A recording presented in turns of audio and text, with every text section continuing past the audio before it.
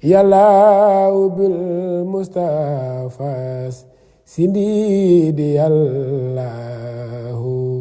wa bi xalilika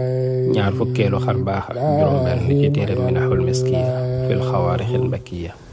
Cheikh Mouhamadou Lamine Diop radiyallahu taala anhu nee na bokk na ci xar baax yi ma Sëriñ Tuuba radiyallahu taala anhu nettali. nee na ma dafa am guddi goo xam ne moom sëriñ bi yonent bi sallallahu alayhi wa sallam daa ñëw ci moom ne ko bayit wi nga ma doon taggee de di ci wax naan xaaza nabiyullahi ma laa ya'lamuhu ila allazi lawxu lahu wa xalamuhu moom laa bëgg nga soppi ko te waxee ko nii xaaza rasulullahi ma lam ya'lami ila allazi qaatabahu bi kalimi. bayit wa sëriñ bi bindoon da cee wax ne yonent bi sallallahu alayhi wa sallam de am na ca yàlla loo xam ne ump na ku dul ka moom lawxul mahfuus ak xalima ga cay bind muy sunu borom subhaanahu wa taala. bi sëriñ bi waxee loolu nag yonent bi sallallahu alayhi wa sallam ne ko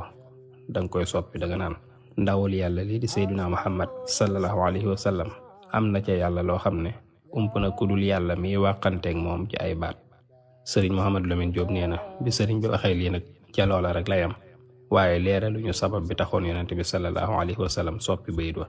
mu ne waaye moom nag li mu ci déggee moom sëñ Mat Lamin mooy lii daal ab junj la boo xam ne dañuy wan ne sëriñ bi sunu borom da koo yëkkati ab liggéeyam jaare ko ci rasulullahi sallallahu alayhi wa sallam mi nga xam ne moom lay liggéeyal ndax saxal gi mu saxal ne sunu borom mi ngi wàqanteeg moom ci ay baat. foofu nag mbir a ngi fa moo xam ne ump na ku dul yàlla sunu borom ak ku ko yàlla xamal.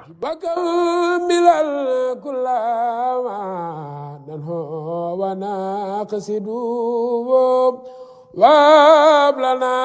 كل ما نختار